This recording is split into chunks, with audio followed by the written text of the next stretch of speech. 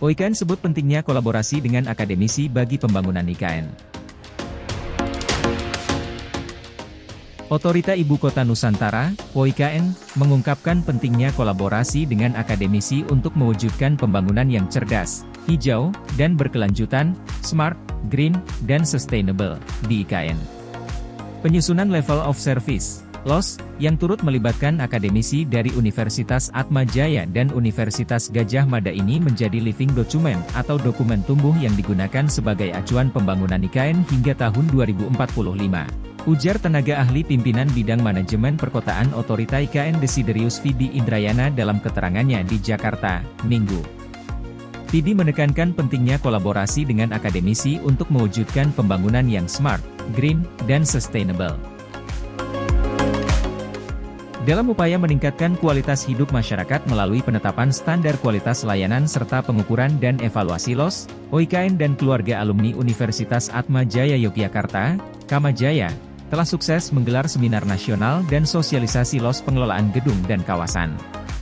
Kegiatan yang berlangsung di Universitas Atma Jaya Kampus 2 di Daerah Istimewa Yogyakarta ini diselenggarakan di bawah koordinasi Kedeputian Sarana dan Prasarana Otorita IKN, Direktorat Pengelolaan Gedung, Kawasan, dan Perkotaan. Kegiatan ini juga dihadiri oleh Direktur Jenderal Perumahan Kementerian Pekerjaan Umum dan Perumahan Rakyat, PUPR, Iwan Suprijanto.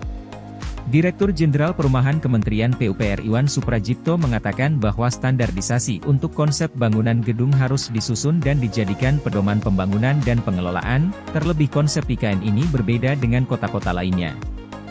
Jadi kita punya tugas untuk mengatur pemanfaatan dan pengelolaannya. Apabila nanti implementasinya berjalan dengan baik, tentunya manfaatnya akan dirasakan oleh semua orang, salah satunya dengan memperpanjang usia masa layak bangunan hingga waktu optimal bahkan lebih sehingga mampu mewujudkan kota yang nyaman dan nikmat untuk semua, ujar Iwan. Sementara itu, Ketua Panitia Acara AR, Blasius Lukie Putranto berharap dapat terjadi perbaikan signifikan dalam manajemen infrastruktur dan layanan perkotaan. Terlebih, hal ini sejalan dengan komitmen pemerintah dalam membangun IKN yang berkelanjutan dan berdaya saing tinggi. Dukungan dari berbagai pihak, seperti otoritas pemerintah, lembaga swadaya masyarakat, akademisi, dan pelaku industri, menegaskan pentingnya kolaborasi untuk mencapai konsensus dalam penetapan standar kualitas layanan yang diinginkan, katanya.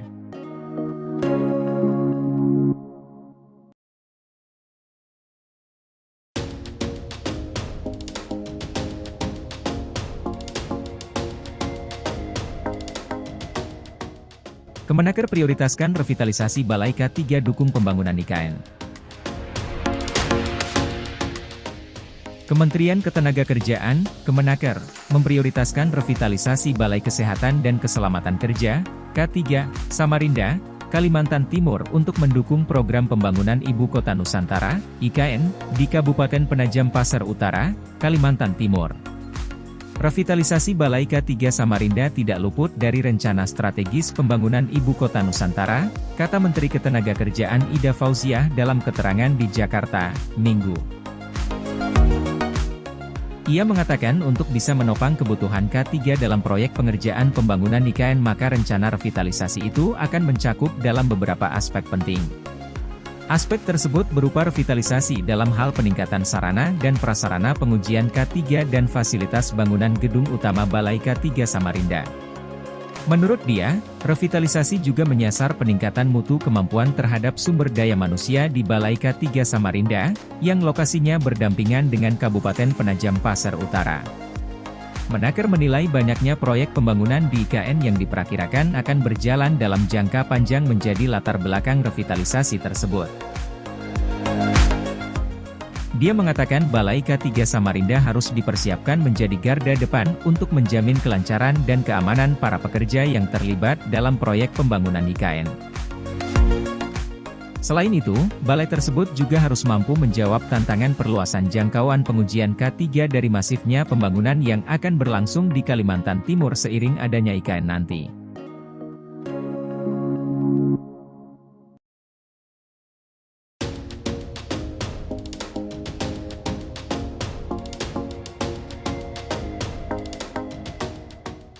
Jokowi perintahkan Basuki revisi desain Istana Wapres di IKN. Presiden Jokowi merevisi desain Istana Wakil Presiden, Wapres, di Ibu Kota Nusantara, IKN. Menteri Pekerjaan Umum dan Perumahan Rakyat, PUPR, Basuki Hadimulyono mengatakan sebenarnya sudah ada desain awal untuk Istana Wapres. Namun, Jokowi meminta sejumlah perubahan. Desainnya berubah. Waktu lelang pertama kami dengan desain juara pertama, tetapi setelah dilihat Bapak Presiden, perlu direvisi sehingga kita revisi, kata Basuki di Istana Kepresidenan Jakarta, Rabu 13 Maret. Basuki menyebut pembangunan Istana Wapres di IKN dijadwalkan mulai Juli 2024. Pembangunan diperkirakan memakan waktu sekitar 1 tahun. Dia memahami sudah ada lelang yang dilakukan beberapa waktu lalu. Basuki mengatakan tidak tahu apakah akan ada lelang baru untuk pembangunan Istana Wapres. Kalau Istana Wapres, saya nggak tahu lelang ulang atau meneruskan yang kemarin, ujarnya. Sebelumnya, pemerintah membangun Istana Presiden di IKN. Pemerintah juga membangun kantor untuk 4 kementerian koordinator dan sejumlah kementerian. Sementara itu, gedung untuk wakil presiden belum terlihat dibangun hingga saat ini. Padahal, pemerintah telah melakukan lelang pembangunan Istana Wapres. Lelang itu termasuk di dalam proyek pembangunan sarana-prasarana pemerintahan 2 di Ibu Kota Negara. Situs LPSC Kementerian PUPR telah menampilkan proyek itu. Dikutip Detik, nilai pagu paket 1,7 triliun rupiah. Sementara itu, nilai HPS paket 1,7 triliun rupiah.